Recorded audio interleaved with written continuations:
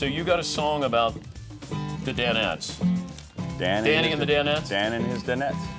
Danny! I thought you might do Deflategate. Well, I'm working on with a Deflategate. What do you got for Deflategate? You go like, a little too big, could have lost a few pounds. Tommy got some boys to wipe them down. Yeah. It's all so much, who gives a hell? Just don't deflate Giselle. Working on Deflategate. Something like that. Yeah. Did you ever deflate your footballs? One thing I know is you know what those things feel like. It's implausible that he didn't know exactly what those balls were like. Yeah. It's implausible. That I do know. Did you ever deflate footballs? No. But you liked it a certain way. Liked it a certain way. Matter of fact, it was Tom and Peyton that went and got the I league know. to agree to let them work the But ball don't you into think a place that that they like Peyton it. has done this before? I'm sure lots of guys have done this before. I mean, that's why I say it's much ado about nothing, but the fact that 31 other teams, because, the Colts didn't come up with this in thin air. Somebody told them this is going on, so when the guy intercepts the ball, they bring it over and say, hey, here it is, the evidence. And so now you've got 31 other owners that are saying, what are you going to do? You got to take care of this. But isn't it where they know, those other owners have to know that their quarterback could be doing the same thing? I'm sure they all went to their quarterback, and what do you think? And they're all kind of rolling their eyes going, that's the way. But everybody, it's like Itzhak Perlman wants his violin just exactly the way. That's his violin. That's his football. So he wants it a certain way. The cover-up, obviously, worse than the crime. Yes. Yeah. Yes. If they would have just said, look, you can deflate the footballs and then give them to the officials, right? Or you can overinflate them and give them to the officials. If Aaron Rodgers all likes he had to do in my mind is say, look, I told him to get it to the lowest legal amount. I told the guys, get it to the lowest legal, because there's a range on the football. Yeah. Get it to the lowest legal. If they went too far, that's on me. That's all he had to do. Everybody would have understood that. It's Rick Neuheisel, one of his many appearances. Rick Neuheisel Unplugged, the former UCLA head coach, Colorado head coach, Washington head coach, now working for CBS Sports, college football analyst, a former college quarterback, and were you USFL star? Yes, not a star, but a proud card-carrying member of the USFL. Yes. But you were a gunslinger. A gunslinger. We might have been the only team with our own song. We're the gunslingers of San Antone, the gunslingers on the road or at home. Remember the Alamo, for such as we are known. We're the gunslingers of San Antone. And all 20 people that came to our game sang that with great energy. Who was the best player you played against in the USFL? Reggie White. Reggie White played for the Memphis Showboats. Matter of fact, he was playing defensive. Reggie played wherever he wanted to, but he was playing on the right side of their defensive line, and he beat our guard, and I was trying to get up into the pocket to throw, and he hit me in the arms, just reached and slapped my arm. The ball came sputtering out. I had a bruise. No kidding. I had a bruise for 3 weeks with his fingerprints on the inside of my arm. I should have had him sign it. He averaged over a sack a game. He was phenomenal presence up front. But there were a lot of good players in the USFL. Anthony Carter was a great player in that league. Herschel Walker went crazy. Jim Kelly, we had shootouts with the Gamblers. So lots of really good players. The league had a chance. They just got a little bit ahead of themselves with respect to trying to jump into the NFL. Donald Trump certainly had a hand in that. Yeah, and that's usually the problem, is that you want to have it happen overnight. It's like people taking on ESPN, sports networks taking on ESPN. They've got a 30-year head start on you. Right. You can't change people's viewing patterns overnight. It has to be, you have to have like a 10-year plan there. Exactly. And most people don't. But what they had at the time was ESPN. It was a kind of a fledgling network and was looking for things to put on air. And so the Gunslingers made a lot of Monday night appearances. People go, who are these guys? But it was a terrific deal for a young guy still wanting to play a little football. So great memories from that time. You were a quarterback's coach in the NFL. I was. Offensive coordinator in the NFL with the Ravens, and you played quarterback in college. The whole Deflategate. Right. Let's say How does Brady and the Patriots, how could they have avoided this? To me, Tom Brady, first of all, let me say this. As a guy who played quarterback, as a guy who knows it's the tool, right? It's our instrument. If I handed you a football, I could tell you exactly overinflated or underinflated or just where it should be. And I know if you play with a football for as long as these guys have played, they know exactly what it feels like. When you saw those texts that became part of public record, that the two guys were upset at Tom because he blasted them for having it too inflated. You can tell that there was conversation along these lines. So to me, if I were involved, I would have said, Tom, you just got to say, I tried to get those guys to get it to the lowest legal level. And if they went too far, that's on me. I take full responsibility. Tom Brady is an icon in the NFL. He's the guy everybody wants to be, right?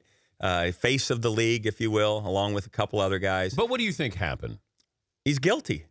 I mean, I love Tom Brady. I've met him a few times. He's a wonderful guy, but he's guilty. There's no question they did something with these footballs. That the time that the guy went into the room with the footballs and then came out, there's no question in my mind that happened. And what took place in my mind as I put it together, and this is all opinion, okay, I have zero in the way of fact, was some teams told the Saints that this is what happens when they had the interception. Was it DeQuell Jackson? Or the Colts? Yeah, Colts. Was it DeQuell Jackson? Yeah. Okay, so he takes the ball. It becomes, evidence list marked A, and eventually they're going to get to the bottom of it. And now they've got 31 other owners that want to say, I want justice here. I want these guys to do it like everybody else does it. Patriots have always had that at least reputation as above the law. And so you've got a little bit of a embroilment there here that needs to get solved because it's bad publicity for the league. How many quarterbacks do this? Certainly not the first. Okay, it's like pitchers scuffing the ball. Did you ever do it? No, because we in college football got to get the balls exactly like we wanted them. You give them to the NFL. But didn't Matt Barkley do this at USC? We never ever proved it was Matt Barkley. They fired an equipment guy, right? But certainly the ball was determined to be underinflated. So the equipment guy is reportedly deflated it to Matt's liking. To Matt's liking, less than legal. And so we have the balls checked in college as well to see what you take the balls to the officials before the game, and they're supposed to remain in their custody. To me, the one thing that's missing here is why aren't the officials in question? They touch the balls as much as anybody else. Why are they letting a ball that they know is clearly? Because again, if you touch the ball all the time, you know what it feels like.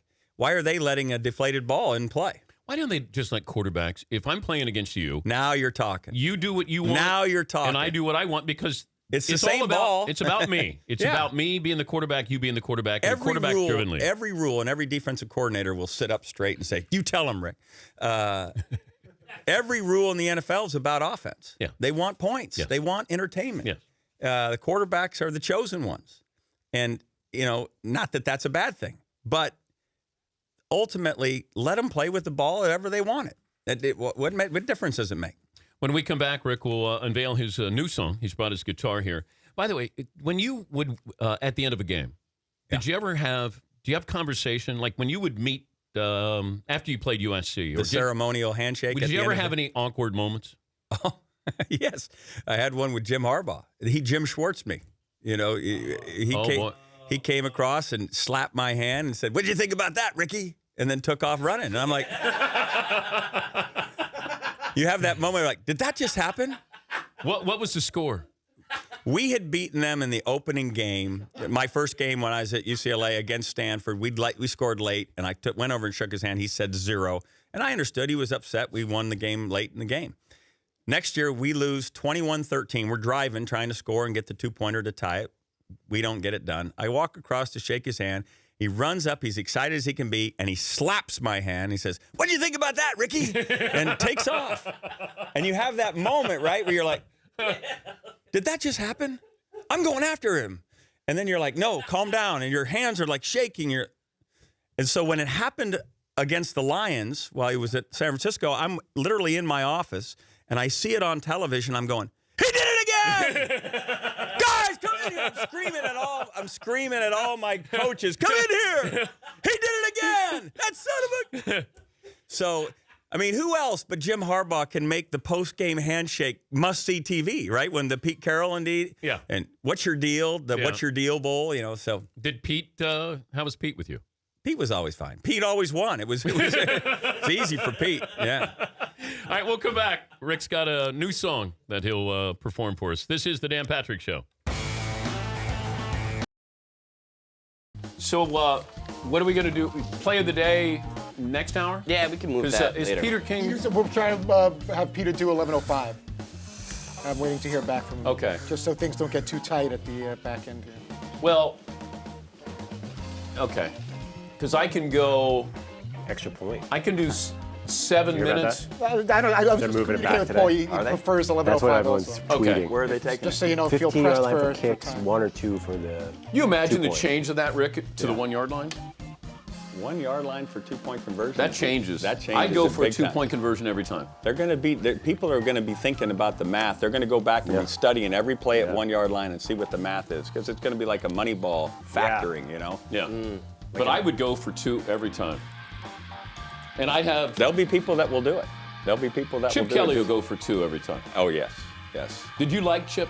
Let me tell you what, running quarterbacks will have a huge advantage. Well, that's why I think they brought in the 2. Cam Newtons, the Colin Kaepernicks, that is an extra guy in the backfield. That makes things a lot harder. Rick Neuheisel, college football analyst for CBS, former Pac-12 network analyst, in studio. They're thinking about changing the extra point in the NFL. They're going to vote on it maybe today or tomorrow, and one of the possibilities, moving it to the 1 yard line and giving you 2 points at the 1 yard line. How? There'll be some Moneyball machinations going on. They'll be looking back and doing the statistical analysis of all the plays at the 1 and how many times you make it, because if it's over 50%, you would go for it every time. And what the place where someone will have a huge advantage is when they have a running quarterback. But the Patriots are the one that won it at the 1 yard line, I think. Don't they, McLevin? I think it was the Eagles who proposed the 1 yard Yeah. line. The Eagles And go for, Chip Kelly went for 2 almost every time at Oregon. Chip's going to do that. Yeah, no question about it. And, it still baffles me that Chip doesn't have a running quarterback. The guy who made the, savant, But Marcus Mariota. You have Tebow, though. Tebow now? Yeah, we'll see. might make That's a spot for Tim. And Tim might be their conversion guy. Might be his role. All right, you got your guitar. Got this guitar. People, and I get to come on your show and do this every now and then, and it's a blast. But you have to understand, when I come on, it's 7:20 in the morning, right, or a little after. Yeah. This is not normal time when you pick up your guitar.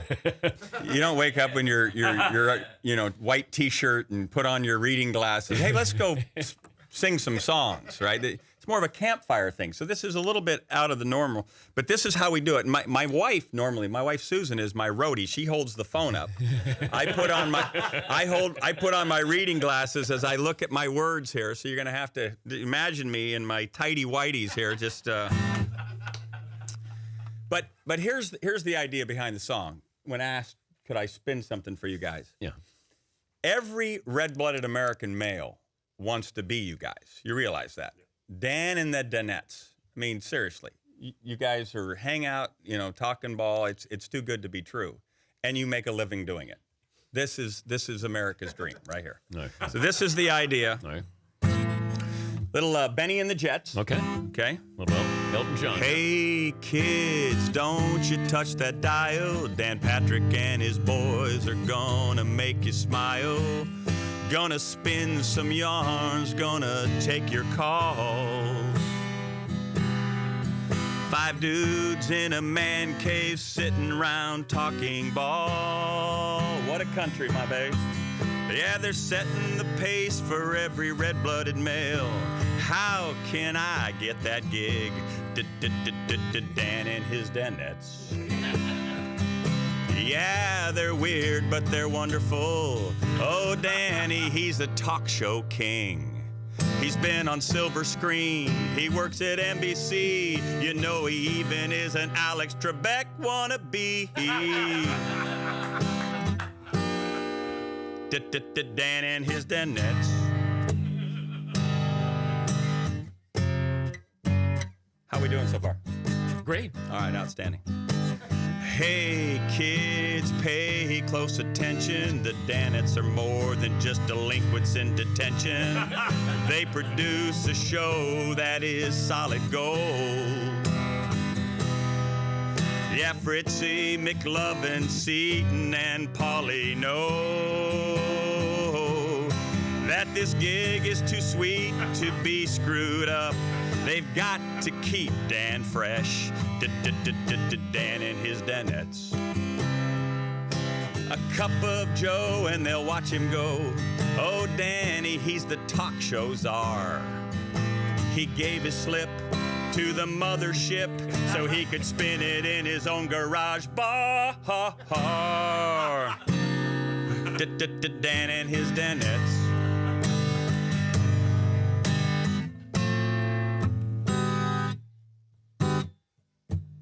This is my favorite part.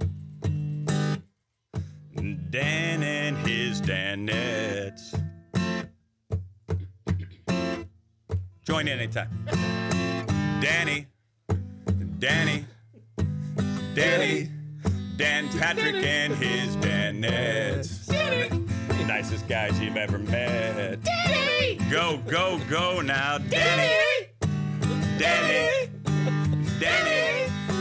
and his Danettes. They never let you see them sweat. They are now Danny. Dan and his Danettes work without a net. No truth to the rumor they have Tourette's. And Danny, fly in private jets. Talking Dan and his Danettes. Just shake the hand, no on that. No jets. Dan and his Danettes. America's dream. You've done it again. America's dream. We all want to be Danny. Dan and his Danettes. They're boys with George Brett. You can go on for hours and hours and hours. Awesome. Thank you, Rick. That's how we roll around here. That's awesome. 7:20 in the morning. Yep. Can you give Only us... with clothes this time. Can you take us to break with... you're working on Deflategate song. If you could Deflategate. just take us to break, just a little bit of Deflategate here.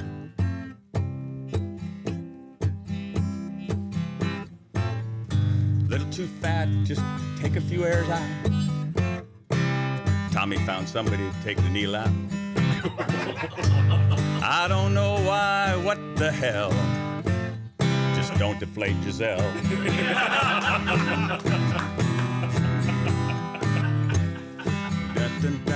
We're working on it. He's Rick Neuheisel. We'll be back. This is the Dan Patrick Show.